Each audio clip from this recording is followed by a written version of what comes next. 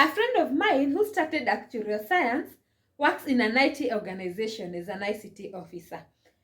I wanted to pursue law, but I'm currently working in an insurance company, and I studied actuarial science together with the professional papers. I know of an accountant who works in a pharmaceutical company. So, in this Kenya, most people work in jobs they didn't really study for. Jobs they didn't have an interest, is just an opportunity that have presented itself. Hey guys! No, we won't use hi because this video that premieres on Wednesday is normally for the professional guys, and in the corporate world we use Dear Jane. Please find the attached. So we are going to apply the same professional greetings in this video. So let me take a turn too. Dear my viewer, I hope you're fine. I trust my video finds you well. See below my content. If you like it, I request you recommend it to your friends. Also share me on your WhatsApp status so that I grow. Like the video and leave a comment. Today's video is all about pursuing careers that we actually didn't study for. We just found ourselves having a means to an end, or an opportunity presented itself and we had to take it, even though that is not our interest, it is not our passion, it is not what we wanted to do when we grow up. So stay tuned. In the comment section, let me know if you're working in an area related to what you studied for, maybe in your diploma level or at your undergraduate level. I think there's high rate of unemployment in Kenya, but every other year, so many graduates are released from the various universities, and some people even studying abroad. They go finish their studies, then they come back. But you realize someone studied law, but they are working in a hospital. Someone is a nurse, actually that's a real story, and they work for a local vernacular radio station as a news reporter. I'll start by giving an example of myself. When growing up, I wanted to be a lawyer or a kiddy. You know why? Because I would see my dad attend those court cases, and then I see how he's being represented, then the way they kept on disturbing him. And I always told him, when I grow up, I'm going to defend you. I'm going to be a lawyer. So that is how I actually wanted to become a lawyer. It didn't have any other basis, just that. Then, when we were in Form 4, we are supposed to select courses that we are going to pursue as we choose the universities we would want to go. So the teachers advise us, we even get career coaches. And by that time, we were told that a new course had just come up, that is actuarial science. It is very new in the market, its demand is very high. Is a good course for the mathematicians because it's basically mathematics, and you know, wherever there is money, mathematics has to follow. So the teachers were encouraging top performing students to apply for actuarial science course.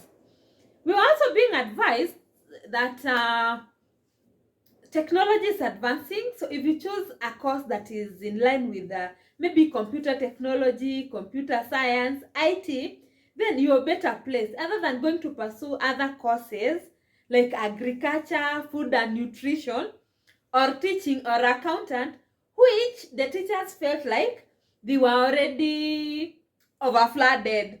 Actually, we used to say you can't do BCom because like 80% of the graduates are usually Bachelor of Commerce students, only that now they've branched into maybe finance, accounting, or the insurance option. So we were advised not to apply for such kind of courses.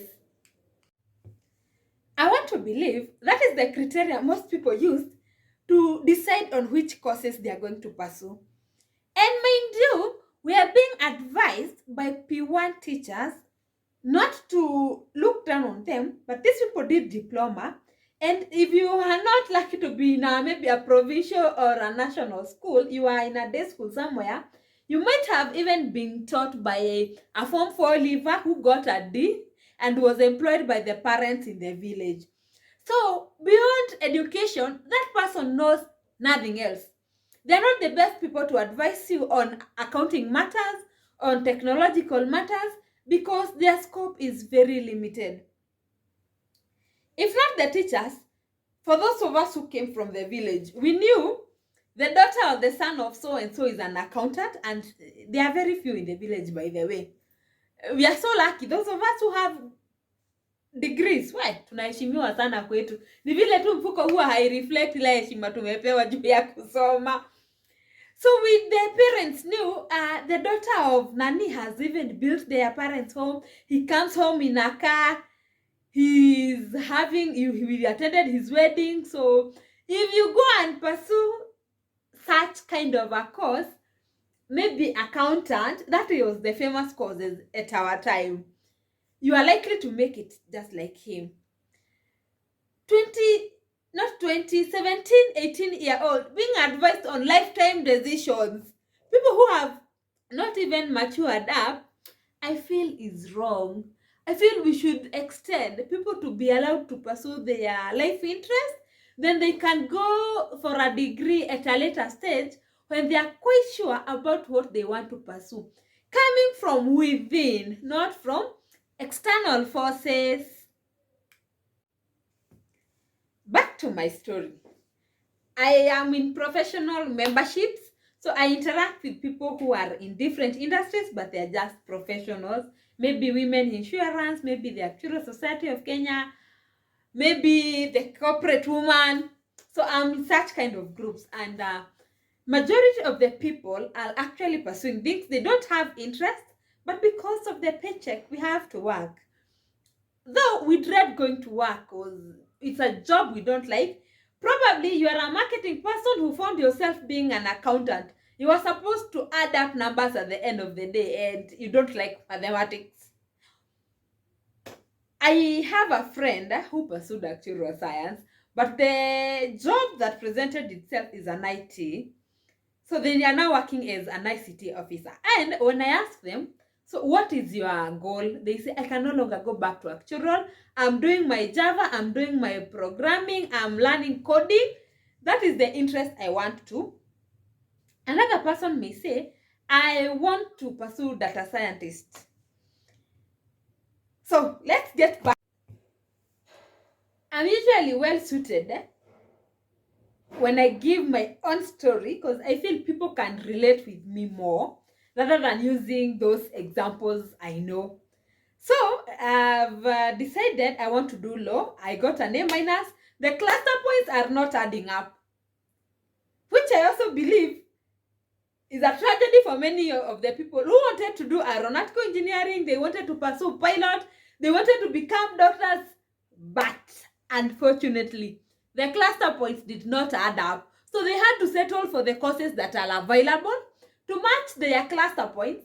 Not because they like those jobs, but that is what you are qualified for, academic-wise. So I started the journey of pursuing my law career, and my dad was very supportive. So I went to KU Parklands. I got an admission letter. That was like May, and we were supposed to report to campus in September. So I have my admission letter, and I decided I'm going to pursue law as a private student because my cluster points have not allowed, and I just want to do law. It has always been my interest since I was a child. Choosing actuarial science or computer science was a second and a third choice because you have to choose 3 different courses at 3 different universities, but law was my number 1 priority. So everything is set. I should report together with other JAB students come September. So I got my letter early in advance. And when August came, I received another letter for a government institution. By that time, they were being called JAB, Joint Admission Boards. That is the organization that used to place students in the universities. Nowadays, it's called KUCCPS. KUCCPS. I don't know what it means. But that is the organization placing students. And so now, when the letter came, it was an admission letter for computer science. And again, from the limited village view, we would consult with the neighbors and other people around. So my daughter has been called to do computer science, and it was like, how do you go to pursue computer science yet you completed your computer packages, you even did an advanced stage? What value is it adding to you? Computer is something you can even teach yourself online. So we really don't understand how you're going to pursue computer science, like computer too. And I also didn't have any interest. I had chosen computer science, as I said, because the teacher said it was marketable and we were technologically advancing. So it was the best course to pursue at that time. So we agreed, do I do law or do I do computer science? Then was it a chance or someone advised us that when you go to university, you can change courses. If you've been called to pursue computer science and you don't want to, within the first 1 month, you can change. And we were weighing, I was supposed to go and pay 80-something thousand for the law pale Parklands, na hakuna accommodation na hakuna food. Na hapa letter ya job imekuja, I'm supposed to pay I think 20 or 30,000. Accommodation is 2,800. And so tukiitana mkutano kifamilia tukaulizana, surely an A- student, you want to go for parallel program just like a C+ student? Hizo mahesabu hazingiani. How about you go pursue your first degree in the public university, a place where we are not going to strain financially in educating you, rather than taking the private route, yet your grades are good. I'm an obedient student. So I decided I'll still become a lawyer. In any case, a law takes like 6 years or 7 years to finish. So I can do my first degree in a different course, not of course computer science. Then after I finish, I'll make sure I've still pursued my dream to be a lawyer. So that is how I eventually ended up canceling plans of doing law and joining university to do computer science. So after joining, I knew I wasn't comfortable, and A- is good. Ni physics tu ilinichafuria, otherwise I was supposed to get an A. Yeah, maybe 81 points kama physics haingeniharibia maneno. So cluster points zangu zilikuwa zinaingiana na most of the courses. So actuarial science was the second in line. And it was in high demand, and it is a mathematical course. What else do I want? Siningia hii kosi ya hesabu nichape haraka haraka, kwani 4 years ni nini? Alafu sisi tuliingia wakati wa double intake. So kulikuwa pia na matumaini tungepelekwa mbio mbio, si venye watu walikuwa wanaingia mnaenda holiday for like a whole year. Sisi tungeenda chap chap nimalize hiyo degree ya kwanza niingie degree ya pili. In any case, sijaionyeshana shida ya kukosa kusoma. Iko ndani, mi ni mtu naweza soma bila kusukuma na mtu yeyote. So hivyo ndio niliingia actuarial science. CPA, Certified Public Accounting. Not because I wanted to pursue accountant, but because ilikuwa tu kamtindo. Mkimaliza high school unaenda kufanya QuickBooks, computer, driving. Alafu pia unasikianga watu wakisema ukikuwa na CPA is an added advantage. So me already nilikuwa nishaanza kupursue hiyo CPA. Sasa nimeingia campus, I've started my actuarial journey. Over and above that, there are professional papers for you to become an actuarial science. That is a material information that was not disclosed or nobody knew about it when you were choosing that kind of a course. And these papers are international. Again, news, haujawahi sikia. So it was like, nimalizie CPA ama nianzane na actuarial. But because when you do CPA, it's very marketable, nikaamua nitachapa CPA, nikaimaliza. By the time naingia that day nilikuwa nimemaliza CPA zote 6. Nikaanza kupursue my professional courses in actuarial science. I have to hone my skills. Mi naye nachukuanga opportunity nikikimbia nayo. So singengoja, nikaanza kufanya actuarial science. At the same time, kama ni watu wa computer science walikuwa wanafanya hizo makosi maybe za I think C++, R, vitu kama hizo. Na kama wewe maybe ni wa BCom ndo unafanya hizo CPA papers, kama wewe ni mtu wa insurance umeshaanza kufanya the ACII, International Professional Papers for the Insurance Career, na umeenda kufanya degree, so ni usome mara ngapi? Cause competition huku nje ni stiff. Huwezi kuwa tu na degree peke yake, ni ukuwe na degree na kitu kingine hapo, kitu kama CPA, ama hata tu kama ni kuanza tu kwa section 1, wewe uko sawa, uko highly marketable, opportunities ziko. Ole wangu, nilichapa hiyo actuarial science, nikiangukanga professional papers, nikirudia mpaka nikamaliza. Sikumaliza professional papers, ni degree nilimaliza. Na pia watu wa BCom majority hawakufika CPA-K, walimaliza degree, maybe mtu akamaliza akiwa CPA-4, CPA-3 hapo. And we were released to the market. I think the problem comes in when you finished coursework and you're supposed to do internship. Within 3 months you're supposed to submit your coursework, ufanyiwe invigilation na mrudishe report ya internship. Actually, hiyo inakuanga ni kama ka semester kake kando. You cannot graduate without having gone through internship. So pressure, okay, umefanya huko actuarial science, na we only have one actuary in any insurance company. By that time, it was not even mandatory for insurance companies to have an in-house actuary, unlike it is now. So we were forced to diverse. Wewe unaenda kwa bank, wengine wanaenda NHIF na NSSF. Hizo ndo zilikuwa zinapeana watu internship tu bure, without connection, without hata any cost. Hata food science ukifanya wende utafute internship NSSF ama NHIF utaget. Na sasa umejipata umeanza kuenda kwa ofisi, unang'ara official, unaongea Kiingereza, umejua tu vitu tu emails, nini, Excel, Word. So internship ikiisha, cause uko desperate for job, unajipata unataka kuextend maybe for free, au maybe una volunteer work in any organization. Watu wamemaliza shule wanakuanga tu formless, mpe tu job yoyote yeye atadu. So katika hizo harakati kuna hizi vitu huitwa graduate trainees. Mostly naonanga zinapeanwa na the big fours. Unasikia ni management trainees, inachukua tu watu wa watu wanafanya matest za IQ wanapata zote.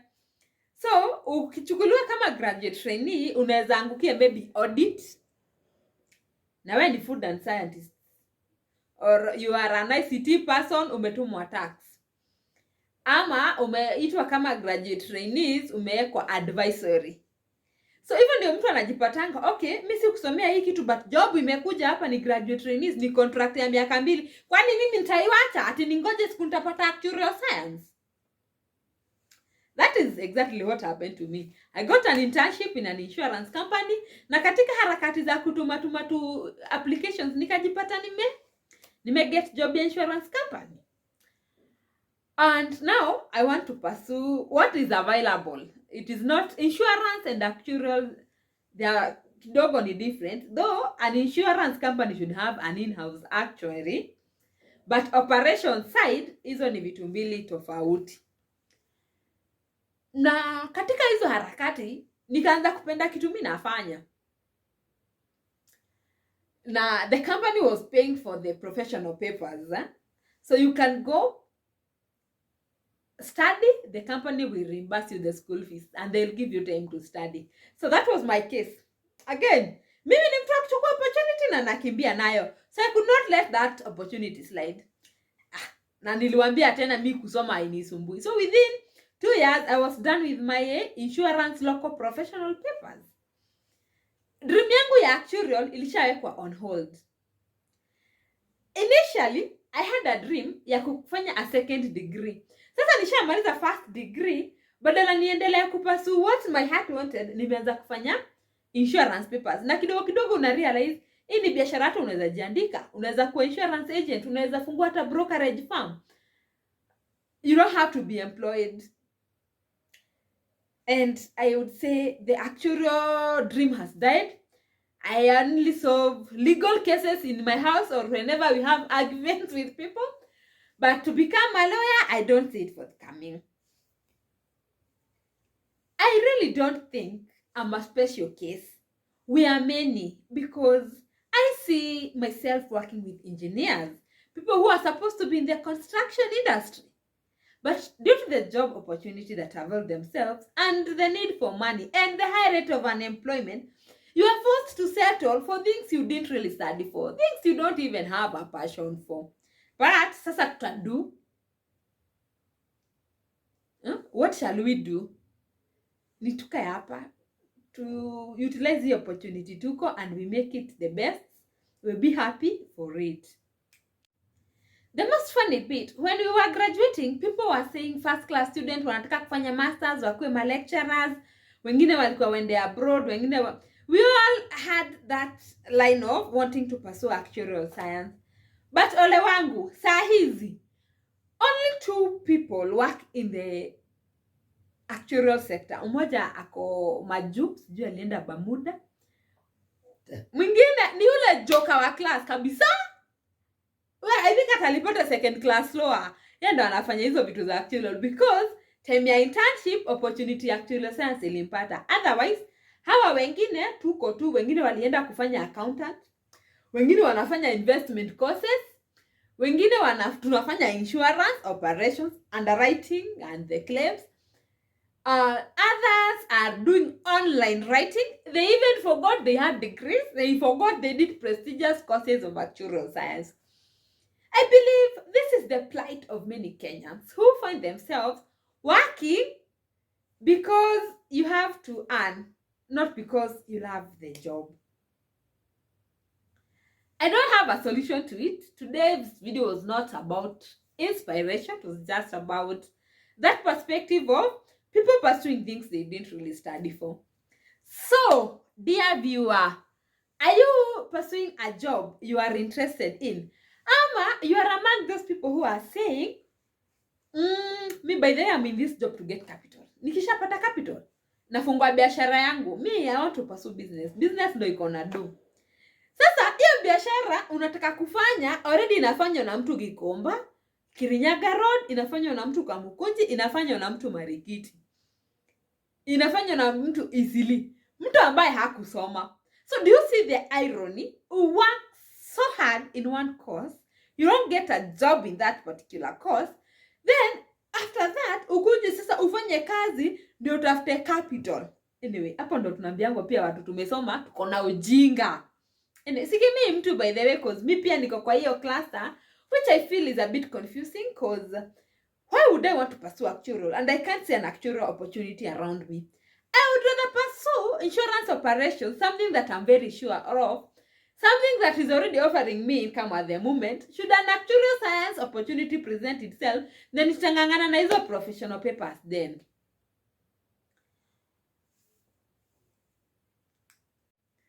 That brings me to the end of today's video. I hope you like it. Give me a thumbs up. It doesn't cost anything to like the video. Like kuhit tu hiyo kitu inakaa hivi. Yaani kitu ya kukushinda surely viewer.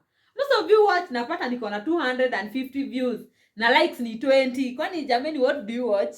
Also leave a comment. I would like to know, are you working in a place related to what you studied for in campus?